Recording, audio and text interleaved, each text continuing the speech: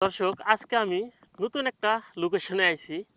তে নতুন লোকেশনটা হলো তরমুজের বাগান, যেটা আমার জানার ছিল। জীবনে কখনো দেখি নাই এই ধরনের আবাদ, তরমুজের আবাদ। সবসময় খাই, কিন্তু এই তরমুজের বিষয়ে আমার কোনো অভিজ্ঞতা নাই যে কিভাবে উৎপাদন করা হয়।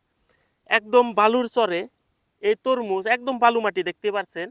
তো এই বালু মাটির যে এত সুন্দর একটা তরমুজের আবাদ হয় আমার জানা ছিল না। তো আজকে আমি এই প্রথম এই তরমুজের বাগানে আসলাম।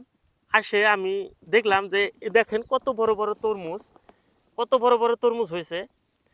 তো এই তরমুজ এখানে এসে দেখলাম যে খুব ভালো পরিমাণে ফলন হয়েছে। তো কৃষক ভাই যিনি এই আবাদটা করেছেন তিনি কিন্তু অভিজ্ঞ অভিজ্ঞ এর বিষয়ে আমার জানা নাই। তো বর্তমান বাজার মূল্য হিসাবে এই তরমুজে প্রচুর লাভ।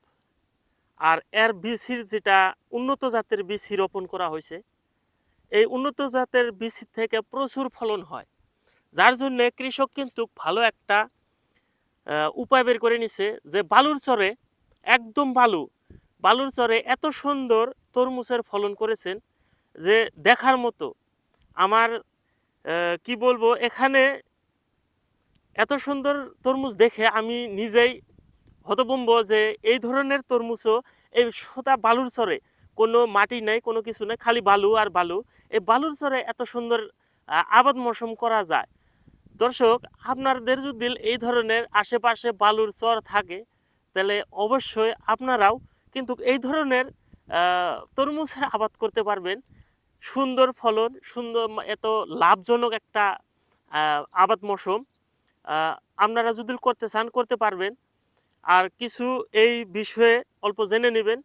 আমিও এতটুক জানি না যে কিভাবে করা হয়, তবে যেটুক দেখলাম আমি এই জায়গাতে দেখার পরে দেখলাম মোটামুটি প্রত্যেকটা গাছ লাগাইছে, যে অর্থাৎ ঢিপ ঢিপ বানাইছে, গোল করে ঢিপ বানাইছে।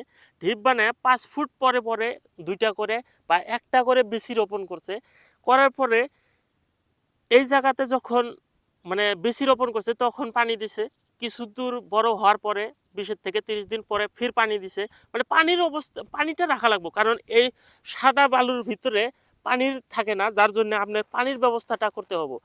তো এইভাবেই যে কৃষক এখানে আবাদ করছে তিনি কিন্তু এই পানির ব্যবস্থা করছে।